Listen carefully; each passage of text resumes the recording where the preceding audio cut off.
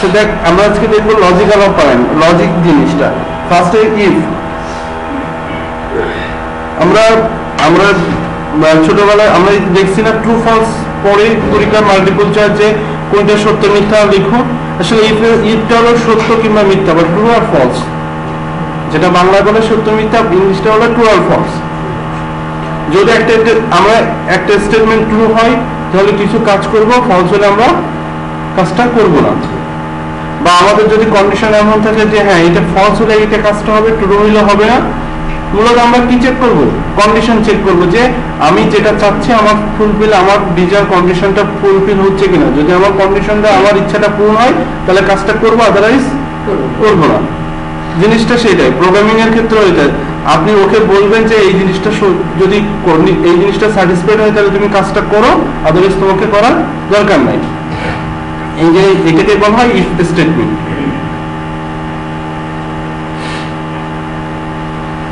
দেখেন বিট of statement, control statement এবং এক্সিকিউট করে কোড। আপনি ইফটা দেখা হয় ইফের স্ট্রাকচারটা আনলো, ইফ কন্ডিশন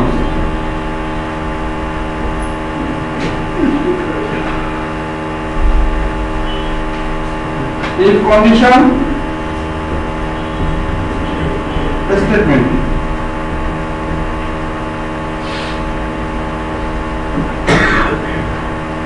statement যদি এটা কি হয় ট্রু হয়। if এর স্ট্রাকচারটাকে আগে দেখেন। if এটা কি if কি হবে একটা if হলো কি if ছোটটা if if ফার্স্ট ব্র্যাকেট ভিতরে কি থাকবে কন্ডিশন। কন্ডিশনটা যদি ট্রু হয় তাহলে কি হবে এই ফিল্টার স্টেটমেন্টটা এক্সিকিউট করবে। খুব সিম্পল জিনিস। আমরা যদি চিন্তা করি যদি আমাদের কাছে বলা হয় যে একটা ট্রু ফলস লিখো, যদি আমরা লিখি কি যদি ট্রু হয় তাহলে কি দিলাম টিক দিলাম। যদি এমন প্রশ্ন থাকে তাহলে অ্যাকচুয়ালি কি এটা ট্রু হলে তার ভিতরে স্টেটমেন্টটা কাজ করবে। তো এই কন্ডিশনটা আপনি বলতে পারেন কন্ডিশনটা কি হইতে পারে। কন্ডিশনটা যে কোনো স্টেটমেন্ট থাকতে পারে। আমার লজিক্যাল আমি যদি এখন চিন্তা করি এ একটা ভেরিয়েবল বি একটা ভেরিয়েবল, এ এন্ড বি দিলাম,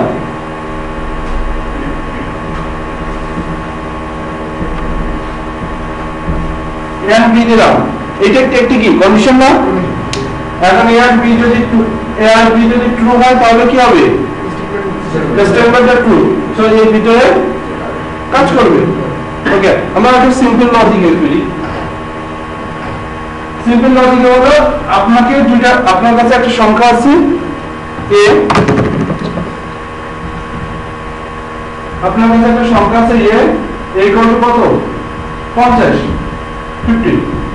ওকে, আপনি এটা চেক করতে যাচ্ছেন যে এই সংখ্যাটা কি হলো 10 এর চেয়ে বড় কিংবা ছোট। 10 এর চেয়ে বড় তাহলে আপনি কি লিখবেন a 10 এর চেয়ে বড়, তাহলে কি লিখবেন গ্রেটার দ্যান 10। যদি এই স্টেটমেন্টটা ট্রু হয় কি লিখলাম? দেখেন এই লেখা সব এইভাবে যখন চিন্তা করবেন লিখবেন যখন তখন এইভাবে চিন্তা করবেন। ফার্স্টে আপনি কি লিখলেন? আমার ইফটা লেখার দরকার নাই, কন্ডিশনটা কি হওয়া উচিত কি হওয়া উচিত যে 10 এর চেয়ে বড়। ওকে, দেন আমি কি করলাম এটা ব্র্যাকেট দিলাম দুই পাশে। এবার কি লিখলাম ইফ। এবার স্টেটমেন্ট যদি হয় তাহলে আমি কি করলাম এখানে লিখলাম যে 10 এর চেয়ে বড়, তাহলে কি লিখলাম system dot output print is greater than 10। Just আমি এটা কি লিখলাম এটা মেসেজ লিখলাম। সো এটা কি হলো ইফ কন্ডিশন।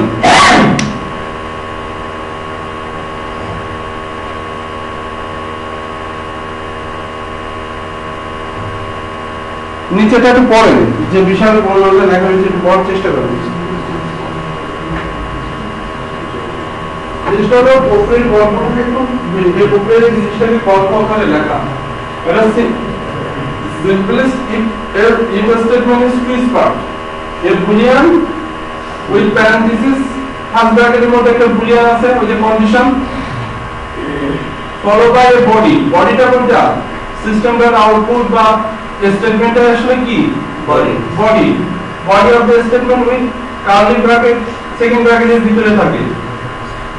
আচ্ছা এখানে এবার বলা রয়েছে দেখেন the temperature can any expression that equivalent to boolean value ওখানে আমরা যে एग्जांपलेর সাথে if temperature 100 থেকে বেশি হয় তাহলে বলছে যে temperature can be any expression that equivalent to the boolean value true or false হয়তো কি হতে পারে টেম্পারেচারটা ট্রু কিংবা ফলস হতে পারে then statement equivalent to temperature and the run the body for if the test is true যদি টেম্পারেচারটা 100 থেকে বড় হয় তাহলে কি হবে ট্রু হবে দেন বডি স্টেটমেন্টটা কি করবে কাজ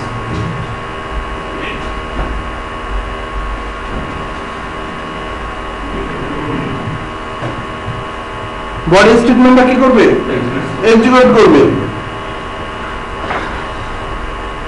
আচ্ছা আমরা একটা एग्जांपल দেখি ফার্স্ট আমরা একটা एग्जांपल দেখি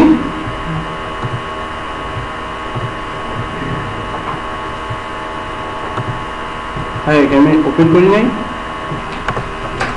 আমরা এই পের একটা কি করলাম প্রজেক্ট ক্রিয়েট করলাম আমরা একটা কি নেব এর ভিতরে ক্লাস মেন ক্লাস নাম দিব জাভা if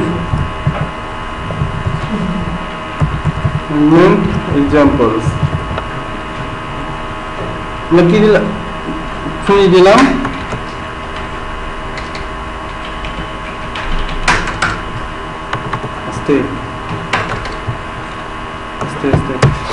আমরা ফার্স্ট একটা কি নেব ভেরিয়েবল নিলাম কি টাইপের ইন্টিজার টাইপের আমরা এই যে ছোট एग्जांपलটা দেখলাম এটা করার চেষ্টা করি কি আসে আমরা একটা example values integer a integer কি লিখলাম টেম্প নিলাম তাতে কত ভ্যালু দিলাম 120 ওকে এখন আমি চেক করব যে এই 120 টা 100 চেয়ে বড় কিংবা ছোট ওকে টেম্প অনলাইন দেন কি করব system.out.print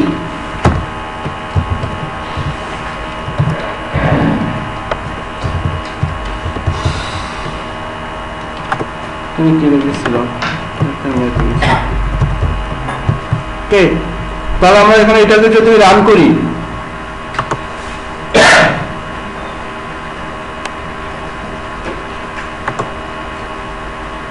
কি হবে এখন আমি এটা একটু আপনাদেরকে আমি ডিবাগ করা দেখাইছিলাম না আচ্ছা দেখেন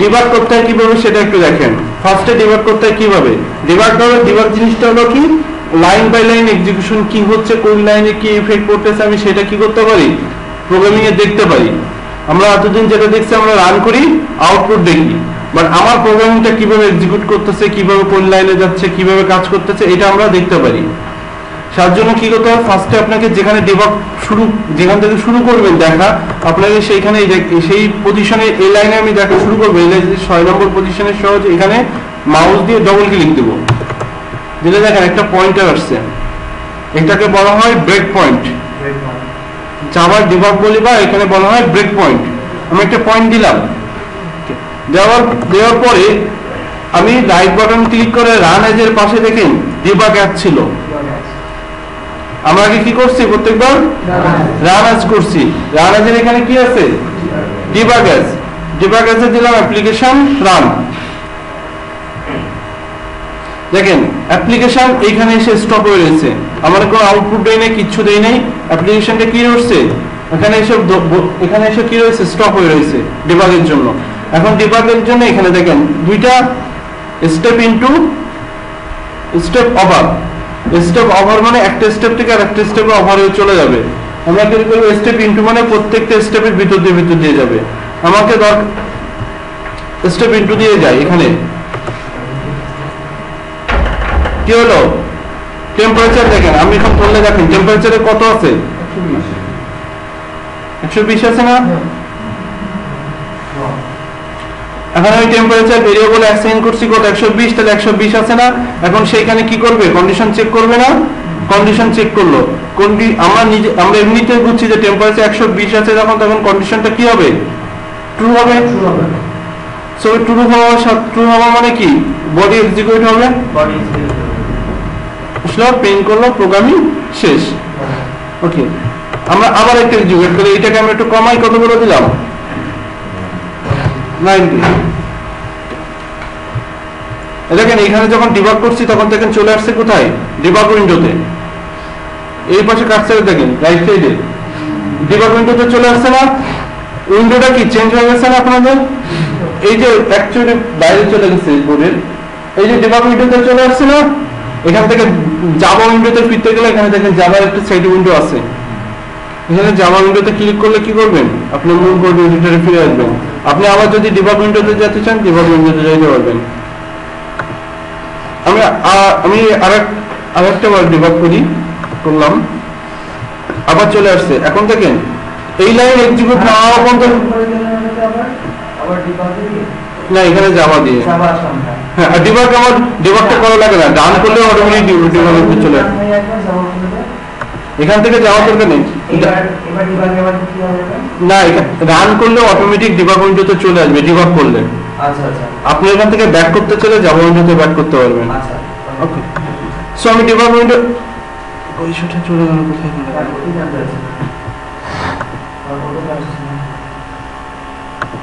ডিবাগ উইন্ডোতে কোথায় যেন চলে গেল, এখন আমার কি হলো টেম্পারেচার, দেখেন এই লাইন এক্সিকিউট না হওয়া পর্যন্ত কিন্তু টেম্পারেচারের ভ্যালু আসে নাই। সব প্রত্যেকটা লাইন এখানে দেখেন সাইটে ভেরিয়েবল উইন্ডোতে আমরা প্রত্যেকটা ভেরিয়েবল চলে আসে, যে কোন ভেরিয়েবলটা কোথায় কত আসতেছে, দেখেন টেম্পারেচার ইকুয়াল টু 19, এখানে এই পাশে যে ভেরিয়েবল উইন্ডোটা আছে এখানে চলে আসে। তারপরে দেখেন এখানে কি হচ্ছে, এই কি হয়েছে, স্টেটমেন্টটা ফলস হয়েছে, এর জন্য কি হয় নাই, এর ভিতরে বডি স্টেটমেন্ট এক্সিকিউট হয় নাই, কি চলে গেছে, বাইরে চলে গেছে। ওকে, আমি স্টেটমেন্টটা আরেকটু করে রাখি, যে টেম্পারেচারটা 90 দিলাম, টেম্পারেচারটা কিসের হতে হবে, 100 থেকে বড়, কিন্তু আবার কত থেকে 100 থেকে বড় হবে, বাট কত থেকে কতর মধ্যে হইতে হবে, 50 টু 100 বা 80 টু 100 এর মধ্যে, 80 টু 100 এর মধ্যে হইতে হবে। সো আমি কি লিখলাম, 100 থেকে বড়।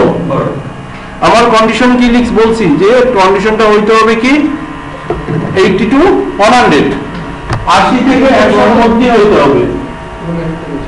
তাহলে কি হতে হবে, 80 থেকে বড়, 100 থেকে ছোট। তাহলে আমি কি লিখলাম, টিএমপি টেম্প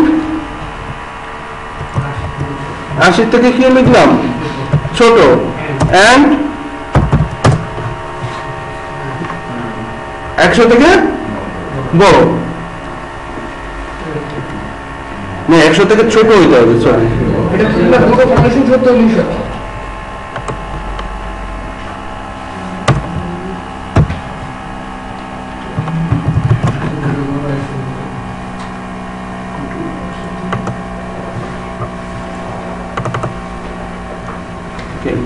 ডিবাগটাকে স্টপ না করা পর্যন্ত এখন দিবে, এটাকে ডিবাগ স্টপ করতে চাইলে টার্মিনেট অ্যালবামে ক্লিক করলে ডিবাগ স্টপ হয়ে যায়। আমি ডিবাগটা তুলে দিলাম। এখানে যে লাইনে আপনি ডিবাগ চালু করবেন, মনে করেন আপনি ইফ স্টেটমেন্টে এখানে ডিবাগ চালু করবেন, এখানে ডবল ক্লিক করবেন, আপনি এখানে ডবল ক্লিক করলে একটা বোর্ড চিহ্ন আসছে, এখানে আবার ডবল ক্লিক করলে আবার যদি আপনি উঠাতে চান এখান থেকে ডবল ক্লিক করলে উঠে যাবে, কিংবা আপনি ডিবাগ উইন্ডোতে গিয়ে দেখেন এখানে ব্রেক পয়েন্ট নামে একটা ট্যাগ আছে, এখানে দেখেন যতগুলো ডিবাগ পয়েন্ট আছে সবগুলো থাকবে, আপনি এখান থেকে টিক তুলে দিলে এখান থেকে অটোমেটিক্যালি ব্রেক পয়েন্ট উঠে যাবে। আবার আপনি এখান থেকে চাইলে আপনি ডবল ক্লিক করে তুলে দিতে পারেন।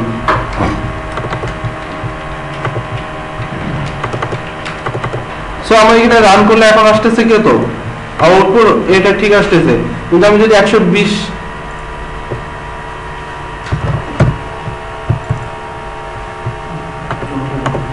তাহলে কিছু আসবে না। So statement false. সো আমরা এইভাবে কন্ডিশন চাইলে বিভিন্ন কন্ডিশন লিখতে পারি। হ্যাঁ, দুইটা সত্য হইতে হবে। এইভাবে আমরা বিভিন্ন কন্ডিশন